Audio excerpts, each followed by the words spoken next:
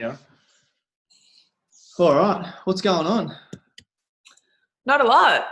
Just put Parker down for a snooze, so I'm chilling. Bit of me time. Nice. Archie just woke up, so Liz will have him upstairs. I think you can just hear him crying now, so that's good timing. I can't hear him. It's not going through. How's things for isolation for you? Pretty good, to be honest. We came down like at the start of ISO. We moved down. It was meant to be for like a week or two into mum and dad's place. Yeah. In Bulli, just so that we weren't stuck in the apartment. Yeah. And it's been like 2 months. That's all right. That's good, right? It's actually so good because there's heaps of people here. So it's like a really good distraction. I don't feel like we're stuck in because there's windows everywhere and the beach is there and there's plenty happening. So it's actually pretty good. Yeah, because you've got everyone at your house, so like in terms of your family, like your whole family's there. So mum, dad, two, like both younger brothers, Mitch and Kurt, and then Kurt's girlfriend, Molly. Yeah. So there's, including Parker, there's 8 of us. So it's good. It's so much fun. Yeah, that's unreal. Yeah. What's happening with you, like with work? Like, were you, like, I saw today, like there's some sort of, they arranged some agreement with the footy with the payments for players. Yeah. Like when they go back playing, like, are you going to be commentating and stuff, or? Yeah. Yep. So round 2 it was before it all stopped. When there were no crowds, there was also limited media access. So we just filmed and called the game from the studio.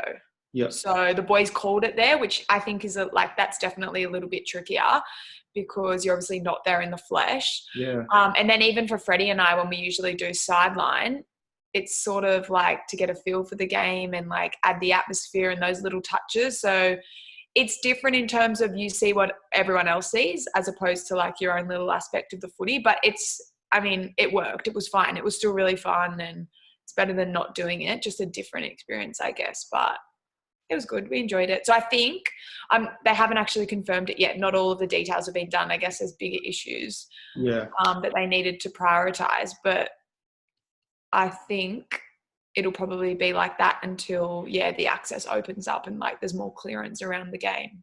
Yeah, because that's what I was going to ask you, because your sideline, yeah. Did you find it pretty hard? Because like you do pick up on all the little things, like because you and Freddie are so good at that, like you talk about everything that's happening off camera in terms of interchanges and injuries, like just anything else. Did you have to sort of change the way that you approach the games? Like, yeah, I think so. I think Freddie and I would watch it. So we didn't have sidelines. So we weren't actually sideline referees anymore. We just did pre-game, halftime and post-game. Okay.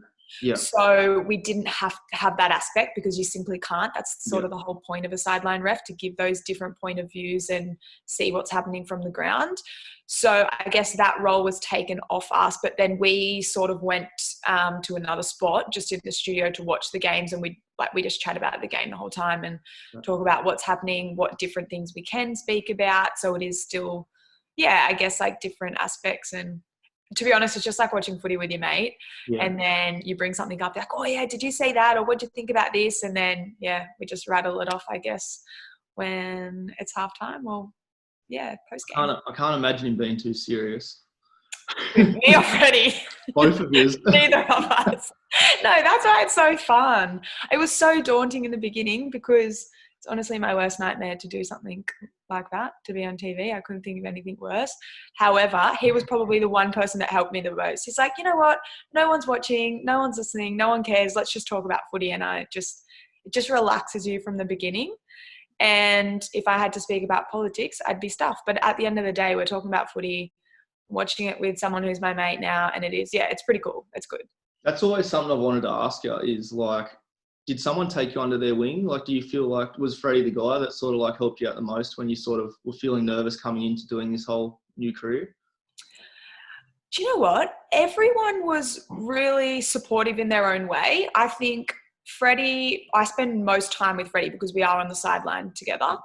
So yes, absolutely. In terms of tools to take away and things, just little things like the tiniest little thing, whether it be when they're counting us on air, they say, 10 seconds till we're on air and then 3, and then they hold up their fingers and it's sort of just like boom, boom, boom, like you're freaking out. Just like, you know, when they're doing that, when you see their hands go up, take 3 deep breaths, and it sort of does just level you. Or then whether it be, even just tips around sideline commentating, like it is different, and you don't necessarily say the obvious thing. You're trying to give intel on things that the audience can't see. For me, it's like I watch every game of footy for as long as I can remember.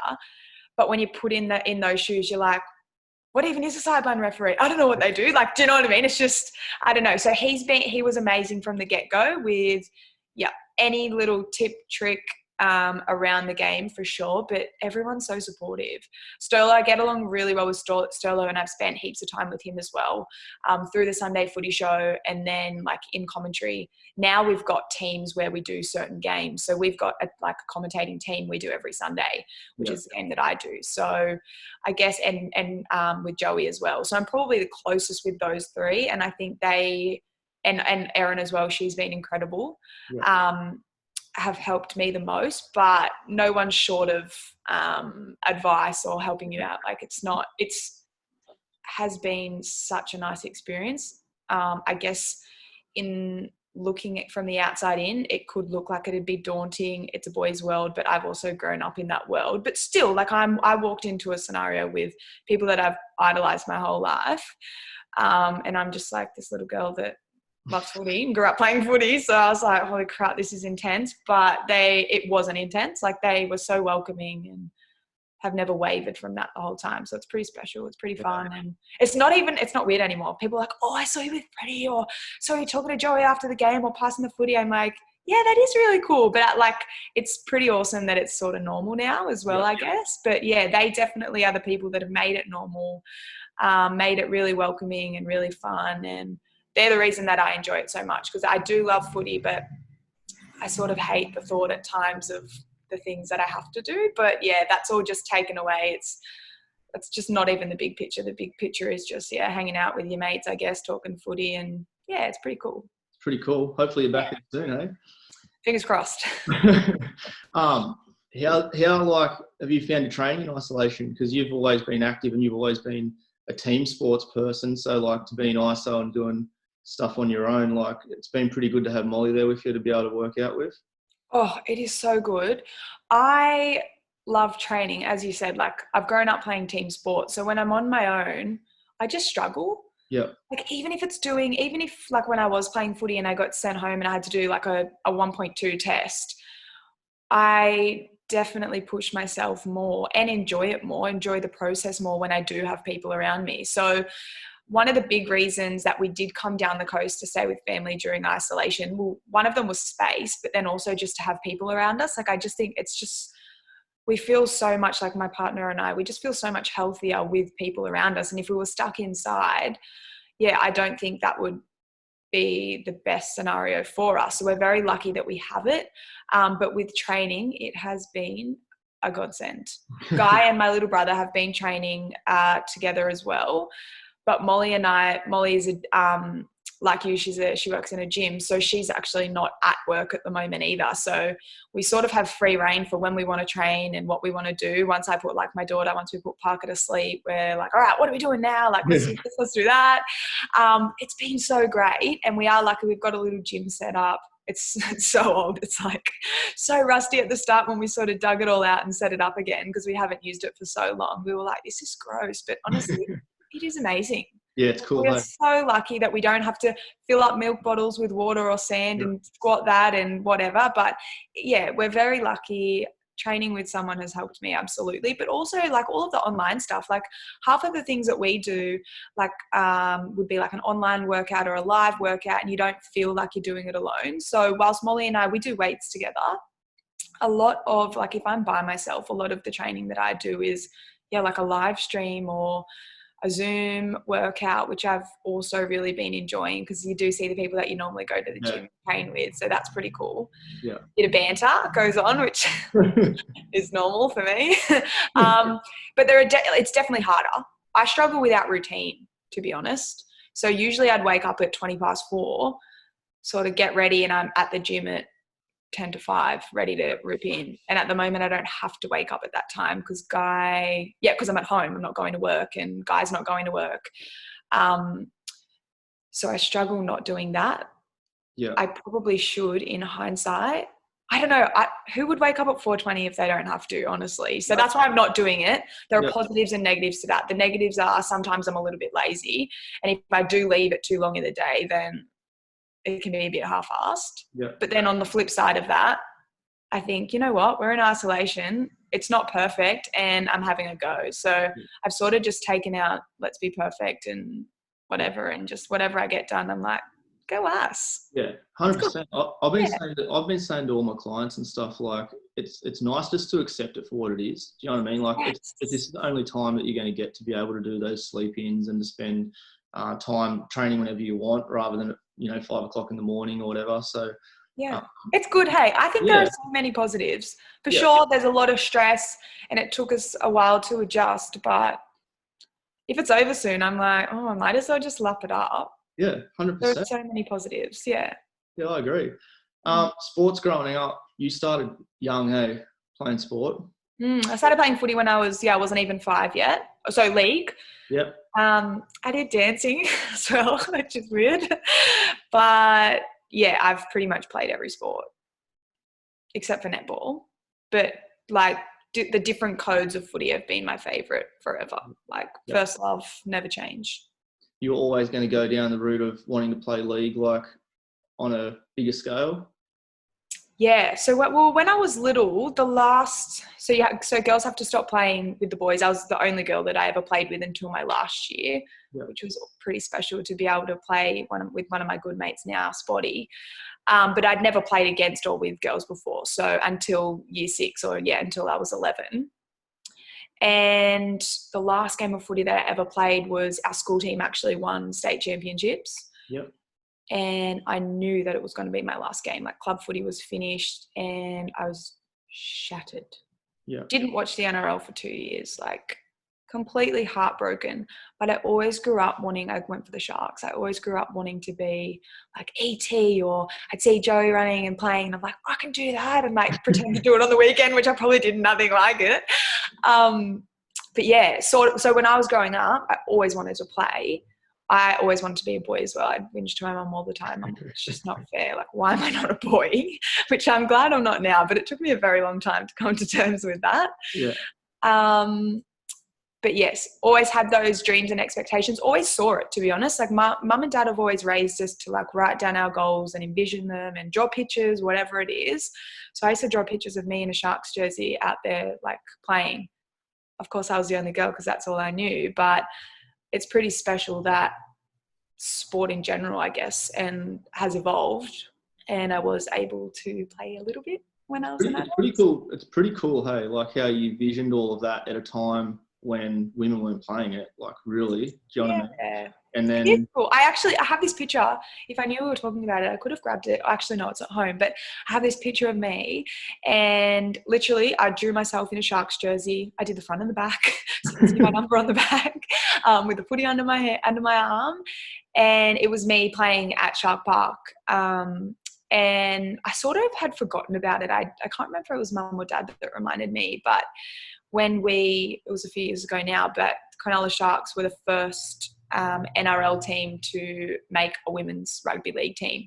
Yep. And it sort of took we had a core group that put our heads together, basically made it happen. We knew that the NRL didn't want to start yet. This was before the women's NRL competition began. Yep. We knew that they didn't essentially want to do it till 2020. So we made it happen before that and just got the Sharks on board, sold it to them because Sharks are a business and it was a way to evolve their business and expand and make it more of like a family game, I guess. And yeah, we were able to create the Cronulla Sharks team and I was able to wear that jersey. So I think that will be something that is so special to me forever because I truly envisioned it when I was little. I have pictures to prove it, which are so daggy and they're really bad because I'm not creative. But yeah, it's so cool that it actually was able to happen. I'm very grateful. You still got the jersey? Have you still got the jersey? My jersey that I played in? Yeah. Yeah. Yeah. Yeah, man. I'm keeping that forever. I'm not even like a keepsake sort of person. Yeah. I remember when I moved places and mum was like, what do you want with this? I'm like, get rid of it. Like it was a keepsake box. I didn't know what was in there. But that's the one thing that I would never say, yeah, I want that forever. That's like That's probably my biggest achievement, or like the one that I hold closest, because it seriously was a dream. I never thought I'd play rugby league for Australia. Yeah. That's not what I envisioned when I was little. It was playing for the Cronulla Sharks. So yeah, it was pretty cool. So I was just about to ask you about the Jillaroos. So was that just like icing on the cake? Was that like your peak was, like you said, making the Sharks jersey, and anything above that was just like massive bonuses? Is that how you looked at it? Well, I made the Jillaroos before it happened. So sort of for me, I'd had injuries and I'd finally gotten back into rugby league, and I just played club footy with my mates. It was the best. I've always played footy with my mates. It was just that they were boys, which doesn't matter, but it was so much fun. We had so much fun. And from that, I made the New South Wales team. And it was the first year, I think 17 years, first time in 17 years that New South Wales didn't lose to Queensland. We drew 4-4, which is a tiny scoreline, but it was an incredible game. So that was really special. And then from that game, I made the Jillaroos. So it's not that I don't want to take anything away from any of those games or achievements. It was just when I was a kid, Sharks, like I am just a bloody diehard. So those achievements were just I couldn't believe that happening, even at the time. Like I'd be in Blues camp or I'd be in Jillaroos camp, and I'm like, but it was crazy. So it was cool. It was short-lived, but I loved it, and I'm very grateful to have been a part of the game when that all was taken off. So when we went to New Zealand for Auckland Nines, which was the first time I played for the Jillaroos, that was the first time that Women's Rugby League was on telly. So that was really special, and I guess that's where it sort of took off from there, like Women's Rugby League did. So yeah, I guess it was just pot luck that I was playing then and made the teams, and yeah, it was cool. Yeah, good. Injuries. So you had your fair share of injuries. Like, do you look back and sort of think like that same thing that you applied with playing Sharks, like when you were a kid, putting down goals and habits and stuff, do you feel like, did you apply the same things to your injuries? Did you apply the same habits and like mentality of wanting to like have short-term goals, get through this, get back on the field? And then how did you transfer from that to knowing that you didn't want to play anymore? Well, I got much better at it as I got older with my injuries. So I have always had injuries. My first major injury when I was 15, I did my ACL. And to be fair, until then I was pretty lucky. Like I might have torn this muscle a little bit, but I was a kid, and I was playing sports 7 days a week. So of course there were little niggles here and there, and broken nose. I think I broke my nose like 4 times playing footy. But yes, my first major injury was 15. That was a slap in the face. I didn't know that not playing sport for 12 months was going to be that tricky. It's just been, I guess, my outlet, but my happiness, and for forever. So at 15, that was pretty brutal. I got through it. I did decent rehab. I waited the 12 months, and then I got back into sport. And then I actually did my ACL. I was only playing, and it was off the back of like a pretty cool achievement for me at the time too. I was the youngest person to ever make the Australian Oz Tag team. So I was 15 turning 16, which is how old you had to be to play women's opens. And I'd made that and I'd played. So I was basically just like pumped, on top of the world, like loving it. All I wanted to do was train, and then that sort of happened. So anyway, which is fine. Got through that. And then when I did it the second time, I was back playing sport for 4.5 months, I think it was. It wasn't long. And I did it again. That's the one that crushed me. So when I did my knee the second time, that 12 months, I wasn't a very good person. I think I was 17. Probably didn't treat my family as well as what I should have, because I was just like playing the pity card. Like, why would this happen again? That's all I want to do. That's all I love doing. But at the end of that 12 months, I grew up age-wise, but also I think mentally a little bit as well, and how I approach things. So even going through those first 2 major injuries, yes, I always had goals. I knew what I wanted to get back to. I did the rehab that I had to. It wasn't extensive. And I only know that because I know how I did it the next time, which was incredible. And that was the game changer for me. But I still did everything I was meant to.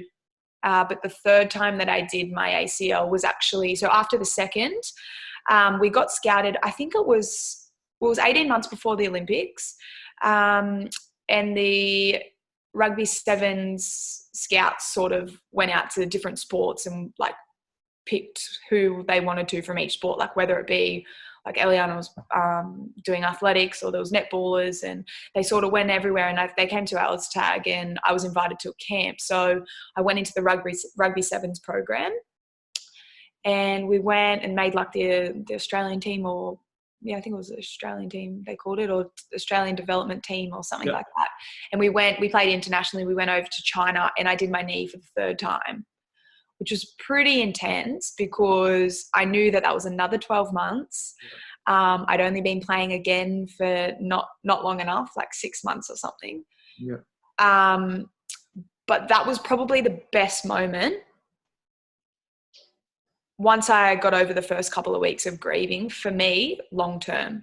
So when I did my knee the third time, I knew that when they fixed it, they actually used a different graft. They used an Achilles tendon, and they put in the biggest graft that they possibly could that my bones could hold. So if I was to do it again, I could never play sport again. However, the size of the graft basically meant that I have more chance of not doing it. And also having done it 3 times, I was like, you know what? I know exactly what I want to do. So that sort of flipped the switch for me. When I was playing Rugby Sevens, I had the opportunity to be playing local rugby league, and I didn't. And when I did my knee, I was actually on the field. I remember I was in the middle of the field on the ground in China, and I just went like in my own head, I'm playing league after this. So within seconds of the injury happening, I knew what I wanted to do. I knew that I had 12 months, and it was the best 12 months of training that I've ever done. I actually came out the other end. My surgeon said I can never play sport again. And I was just like, whatever, mate. But in one ear, out the other, that didn't mean anything to me. I didn't care about that. But I moved, I went and did extensive rehab with an exercise physiologist, and I came out the other end fitter, faster, stronger than I'd ever been. Basically prove this, whatever the surgeon, I won't say what I'm thinking, proved him wrong. And I was like, you know what, stuff you. And anyway, joined rugby league, played. And that was sort of when I hadn't played since I was 11. So that's sort of when all of the achievements that I was like fortunate enough to get, I think a lot of those came from mental strength. And then also having the right people around me to be able to do the correct physical things. But I've always been really goal orientated. So even through the first couple, I knew what I wanted to get back to. But yeah, something changed in my head that third time, and I was like, game on. I was older. I knew how to do I didn't know how to do the extensive rehab, but I knew exactly what I wanted to do. I dedicated every spare minute, trained my little tush off, trained a couple of times a day, and it was incredible.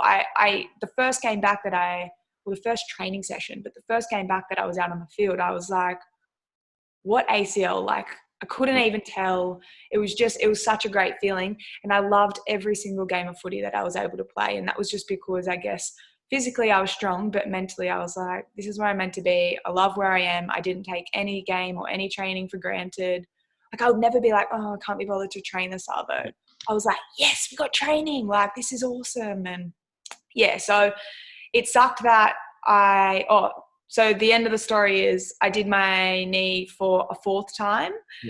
And because the third graft that they put in was so thick, they can no longer fix it. I've got no bone left to screw into. So I had to retire at 25, which is the worst thing that has ever happened to me. However, I also know that I've been playing sport every day for forever, basically, and been physically active, and have been so lucky with what I've been able to do. So it was sort of just like, it sucked, don't get me wrong. I think now I'm probably ready to play.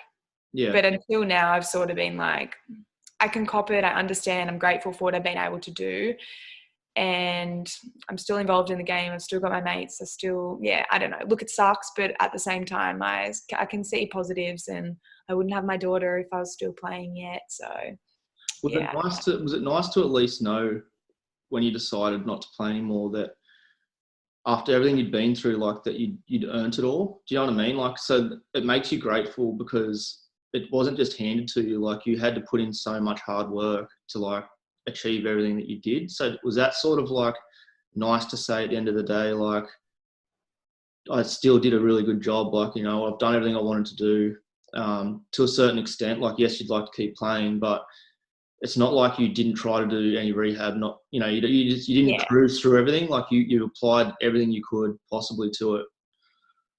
I think that's the reason that I loved it so much. So I think the time that someone said to me, it was early on and I didn't really apply it until, I don't know if it was the second or the third Rico, no, it was the second.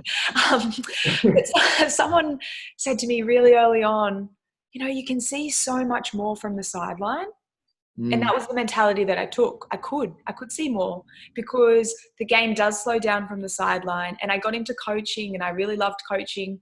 I think I loved coaching more when I had a choice to. So when I was back playing, I continued coaching and I appreciated it more then. But there were times, I'm sure, where I was a nightmare and probably a little brat and I was like, why me? But for the majority of it, I think I really didn't take the time off for granted. I was on the sideline. I was watching the game. I picked up on things and so many things that you can't see when you're in the thick of it. So I sort of just tried to take that as a positive. And then when I was out playing, I honestly did not take a second for granted. Yeah. So I appreciated it. I loved it. Yeah, I was proud. I was definitely proud, especially after that third one, of sort of where I was able to get to, which is really nice. But it's not by myself. Like, I've got family that egg me on. I've got friends that are supportive. I had the best trainers around me. So that's why I love team sport. But I guess, yeah, if you stripped it back and said when I was able to do some of those things, yeah, well, it is. I am proud of what I was able to do. And I know how lucky I am to have been able to do them, especially in a time where it sort of all kicked off, I guess. So, yeah, it's really cool. How do you find... do you find a lot of girls reaching out to you in terms of like looking for advice and mentoring and stuff? Because like you said, you were there right at that transition where it all sort of came in and it started on TV and you were there from that first day. Like, so you're on the TV all the time. Is it something you enjoy, like talking to girls, like young girls that aspire to, like, league's their thing now because it is an actual thing, so they can do it? Yeah, that's the part that I love. Yeah. Yes, I've always loved like helping people, whether that be coaching or playing with them, or I'm a teacher. That's why I love teaching. I just love people, and I don't really get much out of things if I'm doing it by myself. Like, I don't know. If I was going to run, and nothing against, I guess, individual athletes, but I personally thrive having people around me. So if someone was like, oh, even if you just see people passing, you know, like on the sideline kids, I'll be like, oh, put your elbow up and try this, or try holding it here and whatever, or showing them a little like a technique drill that they can practice their passing, and they come back, or you see them do one thing and it fixes it or it makes it so much better, and they're like, oh my gosh, thank you. Like, those things make my life. I love it. So yes, I do have had and do have a lot of people that girls and even women that reach out for support or for advice. But that's the part that I love so much. Like, I can't believe that people would want me to help them, I guess. Like, I still, every single time it happens, I'm like, whoop, I'd love to help you all. Okay, yeah, I'll tell you what I think about that. But it's so special. It's really cool. And I love seeing it when they ask my friends that too, or even now on the work side of things, when I do cover the women's game and the game finishes, and the girls, you know, they do a lap around the field and they go and sign the autographs and get photos. Like, I honestly tear up or get tingles every time. I'm like, they want a photo with my mate. Like, It's so cool. It's honestly the greatest thing ever. It's really special that that's happened to me. And it's a really cool thing. But just seeing it happen to your friends and the people that you play with and play against, and I don't know, it's really cool. It's a really cool thing that, as you said, when I was little, whilst I envisioned myself playing footy, it wasn't with the girls because I didn't think about it. It wasn't a thing. So I think the fact that it's reality now and it's actually playing out is really cool. Like, it's amazing. It's so Where cool. do you see like women's league going? Like, are you a part of any process? Are you, like, I'm sure people talk to you about it. Like, do you get to like help mold the way on the vision that they sort of they're going to try to take it? Look, initially when it was, when we approached the Cronulla Sharks, yes, I had a lot of input. I was sort of a part of a core group that we brainstormed and changed this and changed that. I haven't since it's gone to the NRL, whether that be New South Wales or the NRL. I've been informed about what's happening, but I haven't necessarily had much of a say. Well, I haven't had a say. Because I would have done some things differently. But it's amazing what's happened. I just think that we can continue to make it better, which there are changes that are happening constantly. I did have a pretty interesting conversation. I probably am not allowed to say exactly what it was, but we had a chairman's lunch. It was at the beginning of COVID, but before footy stopped. And I was sitting with Peter Vlandys, and I had a conversation with him. Well, it was an open question. He said, there were probably 8 of us at the table. And he said, what do you think about like women's rugby league? How do you think we're going? Like, I really want to know from your opinion. And it was women in rugby league. So whether it be like a journo or female commentators, that's who was at the table. And I was like jumping on it. I'm like, well, mate, I don't care. You're a champion. I don't care what your role is. That was a question and I'm going to answer it. So I sort of piped up without my filter. God bless me. And, and you know what? I'm so glad I did. I'm so bloody glad I did, because I sort of brought up a few things that I personally think are no-brainers. And he said to me, you need to come to our next board meeting, Allana. And I was like, I'll be there. So he gave me his email at the end of the lunch and he said, I need you there. I want your opinion. I love what you were saying. And I think it's something which is the ARL board, needs to hear. So hectic. I might be. Yeah, it was awesome. And it's something I've had things written down, talk about it constantly, like with my dad, even Clint Newton, who's the CEO of the RLPA now. I've been good mates with him for a while now. We sort of talk about the women's game a lot and our opinion on what should happen within the women's game. But it was pretty cool speaking to Vlandys about it, because instead of it just being opinion and talking about it, that's sort of closer to a game plan and something that could happen. So nice. I'm going to take up that offer Yeah, good. and I'll let you know if one of my things comes across. The games are so good. And those Origin games are unreal. Like, they are so good. Like, the skill, the hits, like the commitment, like it's unreal. So like, I'd really hate it if COVID-19 sort of like puts any sort of dent into like the momentum that it was building. So like, I sort of hope that the momentum just goes straight back into it. Do you know what I mean? Me too. I think the thing with women's rugby league is the momentum will slow down, but the momentum for sport in Australia will slow down. That's sort of inevitable this year. I think the thing we really need to make sure is, and I've tried to push it whenever I've spoken to anyone, is that if the NRL, which they have now, if the NRL are committing to getting the men back on the field, well, they need to have the women back on there, because they've pitched that it's equal. We value women as much as men. It's great. That's great. That's amazing. That's what we want. That's what they should do. That's the perfect outcome. But this is when they can prove that that's actually the case. Yeah, exactly. It's not fair if they say we don't have the money, which is what it comes down to play women's rugby league. Yeah. They need to make it. If men's rugby league, rugby league should be the priority. So if the men are getting on the field, so should the women. I think you've got a little bit of a change in. Bring it on, guys. We're ready to pipe up. You have to put your suit jacket on and start. Yes, really. It's important. It's important because definitely. It actually proves that is the case. That is how they value women's rugby league, and it is important to them, as opposed to just possibly saying it, using it as a marketing tool and ticking a box. I think they need to take action and prove that it is. And I know that Clint Newton from the RLPA has exactly the same. viewpoint as I do. So, and he's the one standing up for the women and really pushing that point across. So if they listen, and also if they are doing what they truly believe, I think it'll be okay. But yeah, fingers crossed, because that's what will make the biggest difference to women's rugby league this year.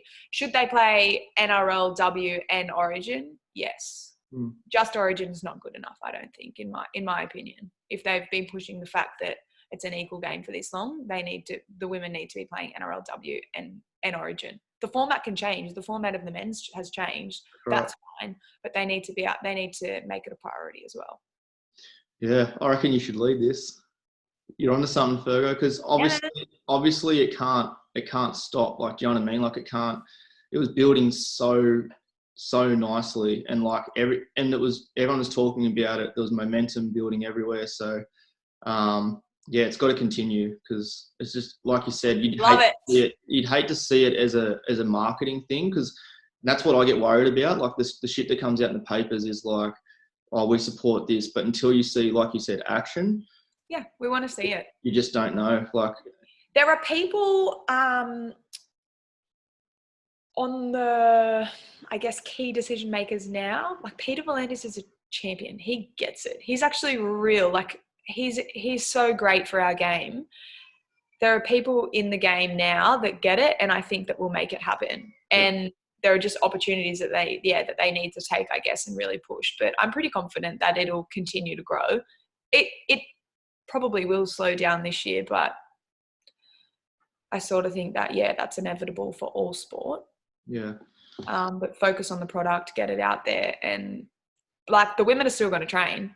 Yeah. They still have been training. They'll still rip in. They'll still give it 100%. I think what the women need are more resources. Yeah. Like, there are a couple of big differences within the men's and the women's games in terms of product. And a lot of that comes down to resources and what they're given to be able to learn, to be able to improve. Yeah, definitely.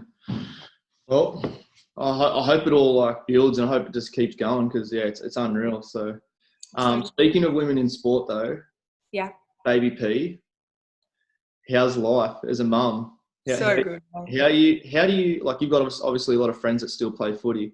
Yeah. How do the girls find it as mums? Like, a lot of the girls that are playing, some of them are mums.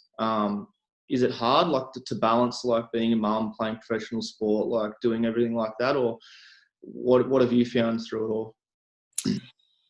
For the women that are playing, it's hard, because the women, whilst they're getting remuneration now, it's not enough to not have another job. It's great. Like, we play footy because we love it. And I think that's why women's rugby league is so special, because you can see the passion, you can see the love for the game constantly. You're not just turning up because you have to be there because you're getting paid $1 million a season. It's because you want to be there and you love it. But it is trickier, because they do have to work outside of that, which means that, so when I was playing, I would have to do weights in the morning, go to work, and then we'd have our team sessions late afternoon, night. I wasn't getting home till like 9:30 at night. So during rep season, especially when you're going to camps and you're going away, it's tricky. It's so tricky. It's a juggling act, and you do have a lot of time away from your kids. But I think it's really important, something that I've learned, and I've heard people say it forever, but I've truly learned and understood that you really do need to make time for yourself. Yeah. And you'll be a better mum. Like, me going to the gym for an hour a day, which at the moment it's at the back, but me going to the gym for an hour a day and having that time for myself actually makes me such a better mum, because I've got that, I don't know. It's just, you want to do everything. You want to be the best mum. You want to do everything for your kids and for your partner. But making sure that you do something for yourself. I guess it's all about life balance and being happy in that.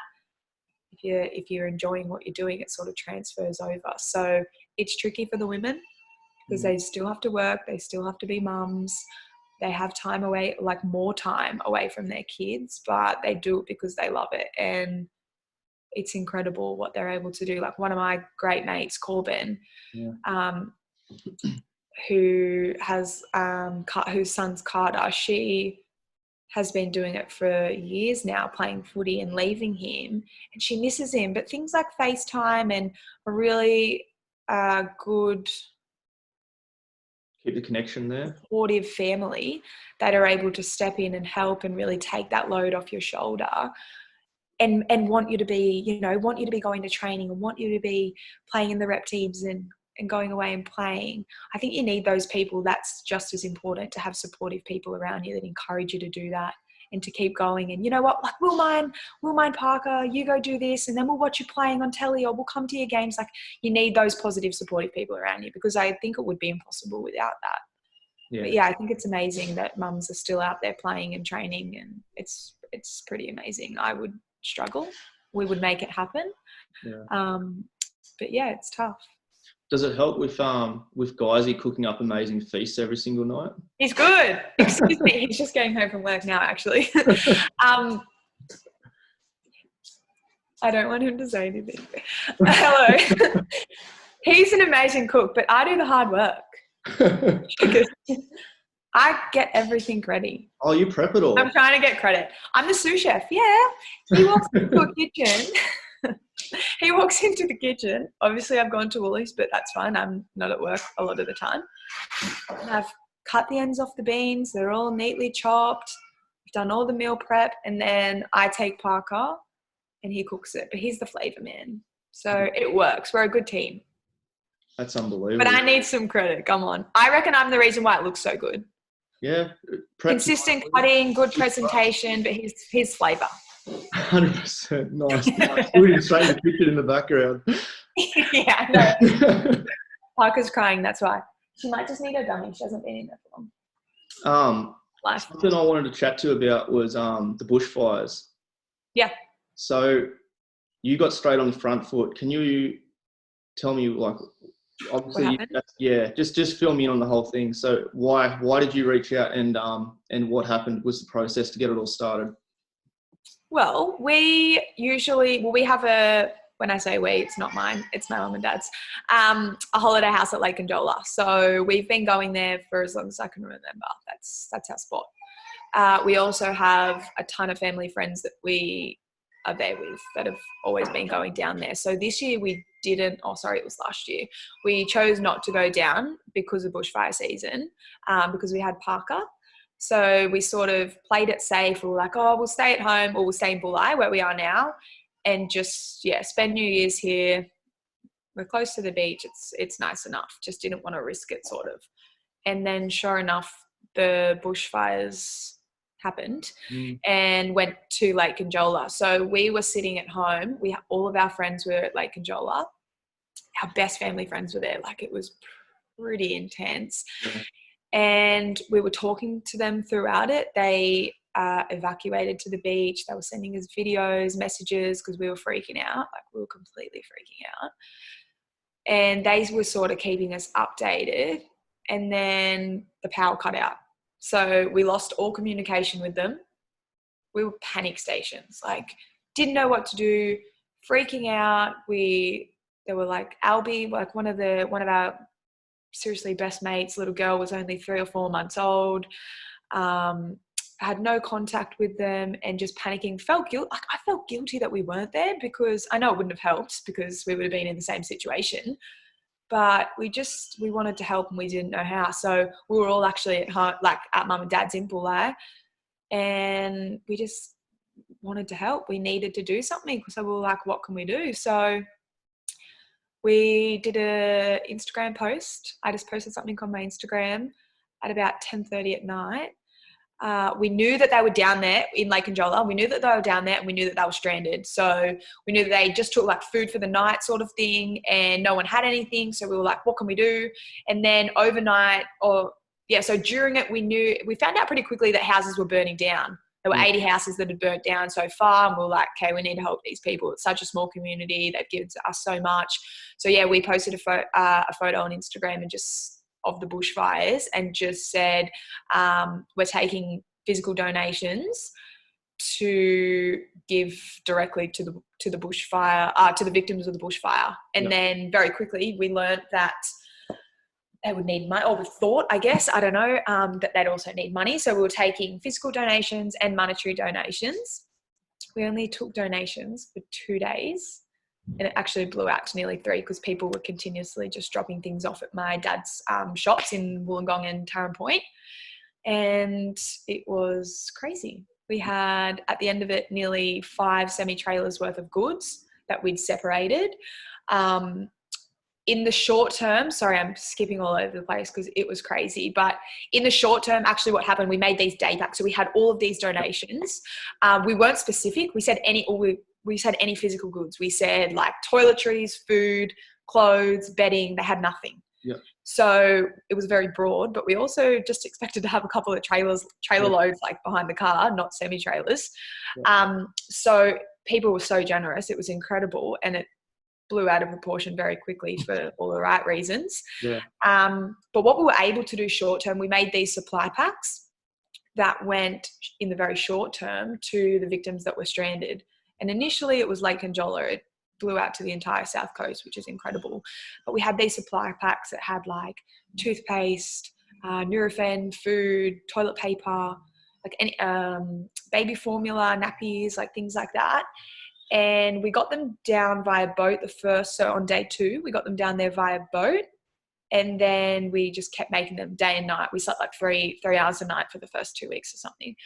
And then the police and the RFS found out that we were doing it, and they got us to make more. So we got police escort to go down there. We also made specific ones for the RFS workers because they were stuck down there, and they had extra things like Hydrolite and some specific things that they wanted in there, and like eye drops, and yeah, it was crazy. So that was really cool that we were able to help people short term that literally had no food. And then on day 8, we were able to get our first semi-trailer down to the victims that had lost their houses, who were wearing the same clothes, some of them had no shoes, or shoes given to them that, you know, someone had a spare pair of shoes, so they gave it to them and they were like 3 sizes too big or didn't fit them. So then that continuously rolled out where we were able to get over a few weeks those goods, clothes and bedding and stuff down to people. And then we also raised over 70 grand. Also in the short term we had generators and petrol, so that people could have food and sewerage, like just little things that you take for granted. And then we were able to raise money that has gone to those people for things like generators, or going to giving them a Bunnings voucher, or, you know, they didn't have like Tupperware, or just everything. So it was pretty crazy, but it was so amazing. It was like, we've all said it so many times, it's the best thing we've ever done to help people. It was a solid 6 weeks of helping people, which is actually really nice. It felt so great. We were bloody buggered, but imagine being those people down there with nothing. Like, if they're tired, they're exhausted, they've got nothing. So yeah, it was a pretty special thing to be able to do. It was the best thing I've ever done on social media. But yeah, I guess it just showed us how important it is to stick together, and we saw how generous everyone was. Like, it wasn't us giving all of these things, it was because other Aussies wanted to help, and everyone chipped in. We had neighbours here constantly. A truck would pull up out the front and people that were walking along the bike track would come and help us pack it or unload it. Or it was such a nice, whilst it was such a devastating time, it was such a nice time just to see Aussies come together firsthand. And just watch it play out, and how we were able to help people that truly needed help. Yeah, well, it wouldn't have happened without you. And every single person that would have donated something will always remember that you were the one that started that. So you should be pretty... It was my family, it wasn't me. It was just went on my Instagram. But it was all of us, truly. I don't want to take credit for it, but it was pretty cool. Yeah, it was amazing. How are they all going down there now? You know what? It's tough. Because they had the fires, and then I'm not sure if you know, but in Lake Conjola specifically, they've been battling drought down the South Coast, like so along the long stretch, had the fires, and then they had a flood. Yeah. So basically, any property that wasn't affected by the fires was affected by the floods, which is a kick in the guts. Yeah. And then we haven't been down much. Well, we were over that time, but we haven't been down since coronavirus began because we're not allowed to. So I don't even, it's bad, but I don't even know, but I couldn't imagine that it would be a positive environment for most people, like being stuck. What I do know though is the community spirit down there. Like, when you think about like a country town, like that spirit that they have. Like you go to the IGA in Milton, people, you say hello to every person, ask how they're going. Like you don't know them, but I guess what saves them is their community spirit, and they know who that they need to look out for. So I think that is the biggest thing for them. But they've had it rough, and it's ongoing, and it's going to keep going. Like there are people that have only just started to get housing that have lost their houses, that they don't know their future. They haven't got their money. They can't afford. A lot of people didn't have insurance because you either choose flood insurance or fire because it's so expensive, like ridiculous amount of money. So yeah, they start from scratch or they can't do anything. It's pretty tough, but I think their saving grace is just the people in the community. But yeah, the more we can help, the better. We still need people to get down there on holiday there and spend your money as soon as we're allowed to again. Like they've just had one thing after another, which is devastating, but we'll be able to help again soon. And yeah, as long as we all keep encouraging people and reminding people to do that, that'll be all right. I've nearly kept you for long enough, so I apologize, but thank you. Try for nothing better to do, mate. I'm just sitting inside. I am going to train, actually. I've always wanted to know too, who's your favourite sports person? Ooh. Do you know what? It's a good question. I've just got a lot of footy players. Am I a loser? No, I don't really. One though, you got to pick one. I've said it. I've asked everyone, so you got to. Who's the one that stands up out of the lot? Well, I don't want him to know, so I don't really want to say it. Is it weird? Is it? Yeah. Well, I've got. Okay, I'll tell you one. My youngest one, but then actually no. I'll just tell you. It's Joey. Yeah. Just when I was playing, same position. Just he was bloody good. Yeah. He was most influential over me when I was playing. Like I would watch him and be like, I can do that. I thought I was him actually when I was little, which I wasn't. But yeah, probably Joey. That's awesome. What's something that people might not know about you? Like a habit, or is there something that you do, or something that you like to eat, or something that you, I don't know, just something that people might not know about you? Like what's yours? Can I have an example? I don't really spash. I wouldn't even know what mine is. You're not supposed to be asking me questions. You don't like what I did there? Well, I've already told you I wanted to be a boy literally the whole time when I was growing up. Yep. Truly wanted to be a boy. Like would cry to my mum and say, why aren't I? Because I've got 3 brothers. Mm-hmm. What else? I eat Cocoa Pops for breakfast on game day. That's a good one. Is it? Oh, sweet, done. That's a good one. Yeah, cool. That's my thing. Is that your thing? Cocoa Pops in the morning on a game day? Yeah. Nice. I think I did it for the first time because Mum never used to let us have Cocoa Pops, and I was like, Mum, I need them. And then it just became a thing. So yeah, if I was playing tomorrow, I'd have Cocoa Pops. When you're a kid, all the chat is like, oh, you need the sugar to play well. You know how like you try to claim that when you're a kid? Yeah. You know it's not good for you, but no, it's crap. It's absolute crap. Last thing, any advice for young girls that want to play, that want to achieve high level sport in any sport, to be honest? Like what's the one thing that you'd say to them to do to help them?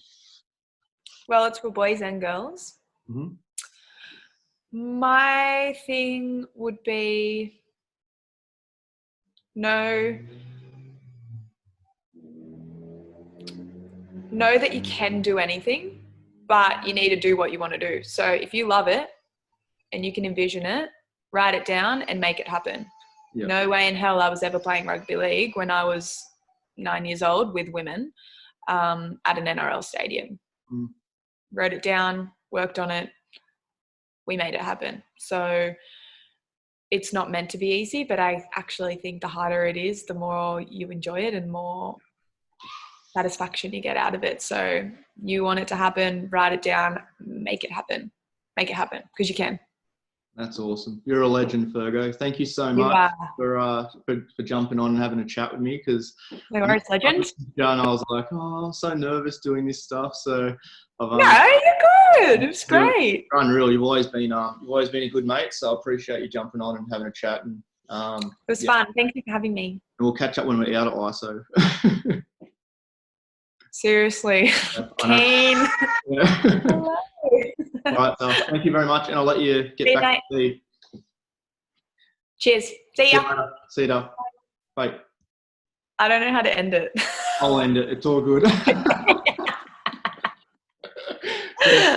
Bye.